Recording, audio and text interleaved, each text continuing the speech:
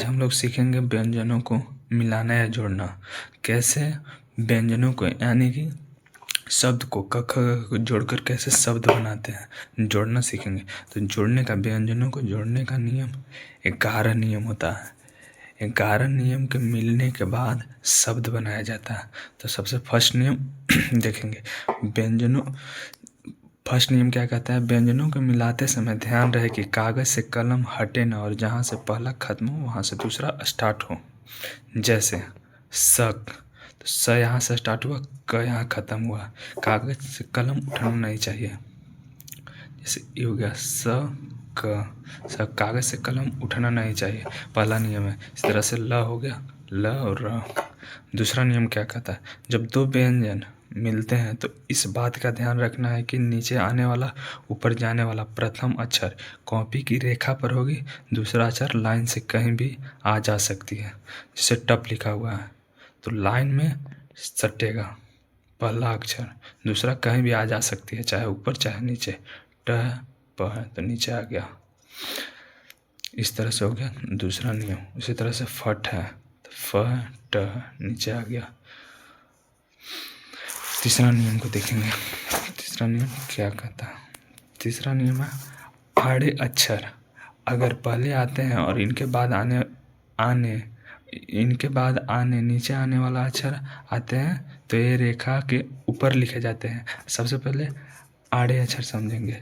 तो क वर्ग के सभी अक्षर आड़े वर्ग में आते हैं तथा म और न दोनों आड़े अक्षर में आते हैं। वही कह रहा है कि आड़े अक्षर पहले आते हैं और इनके बाद नीचे आने वाले अक्षर आते हैं तो वे लाइन से ऊपर होंगे। जैसे कट, क ऊपर टर्न लाइन को छुएगा। मट, म ऊपर ट लाइन को छुएगा। इस तरह से चौथा नियम कहता है क वर्ग के अक्षर म, न और ड़ के बाद जाने वाले अक्षर आवे तो ये अक्षर कॉपी की रेखा से शुरू होती है। जैसे क वर्ग की रेखा है, जब म है न है, मतलब कह सकते हैं कि आड़े अक्षर वाली है तो यह पहले कॉपी की लाइन को छुएगा, एक बाद ऊपर जाएगा। जैसे हम लिख सकते हैं खल, कॉपी को छुएगा, ल ऊपर जाएगा तो ये खल हो गया। कव, कौ, क है और व ऊपर गया। पांचवा नियम क्या कहता है? अक्षरों के बाद नीचे आने वाले अक्षर या ऊपर जाने वाले अक्षर नहीं आते बल्कि दूसरे आड़े अक्षर आते हैं तो वे अक्षर रेखा पर से ही आरंभ शुरू होते हैं। कहने का मतलब है कि कोई भी आड़े अक्षर है तो वह रेखा से ही स्टार्ट होगी।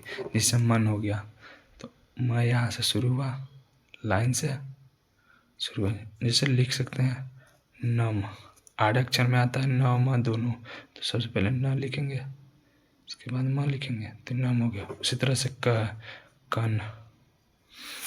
अगला नियम कहता है, छठा नियम सबसे महत्वपूर्ण नियम है। जब दो या दो से अधिक आड़ी रेखाएं एक साथ आवे और इनके पश्चात नीचे आने वाली रेखा आवे तो आड़ी रेखाएं कॉपी की रेखा के ऊपर लिखी जाती है। जैसे मनप है, लिख सकते हैं, कनक भी लिख सकते हैं।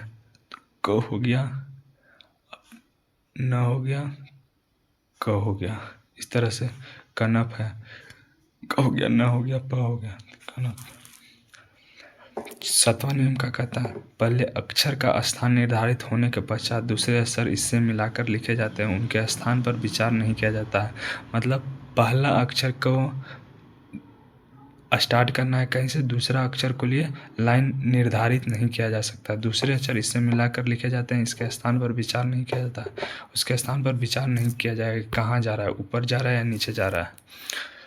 आठवां नियम कहता है वक्र अक्षर इस तरह मिलाकर दोहराए जाते हैं। जैसे वक्र कहने का मतलब होगा म और म है, दोनों म है, न और न है, तो जैसे यहाँ इस तरह से लिखेंगे म, जिस तरह से म लिखेंगे उसी तरह से लिखेंगे। जैसे नम, न इस तरह से स्टार्ट किए तो इसी तरह से लिखेंगे। तत्, त,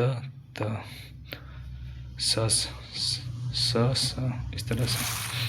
अब कहता है नौवां नियम, सरल अक्षर इस तरह दोहराए जाते हैं। जैसे सरल अक्षर टट हो गया, ट ट, पप प प, ग घ ग घ कट गया।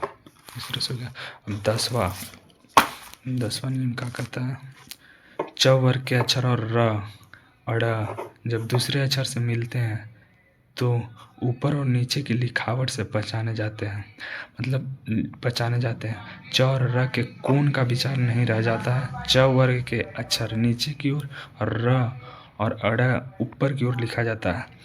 र एक ऐसा अक्षर है, र सभी ऊपर से नीचे की ओर लिखा जाता है, लेकिन र नीचे से ऊपर की ओर लिखा जाता है।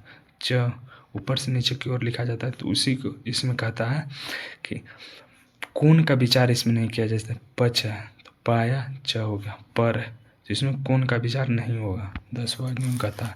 लास्ट नियम 11वां नियम है। 11वां नियम सबसे लास्ट नियम है।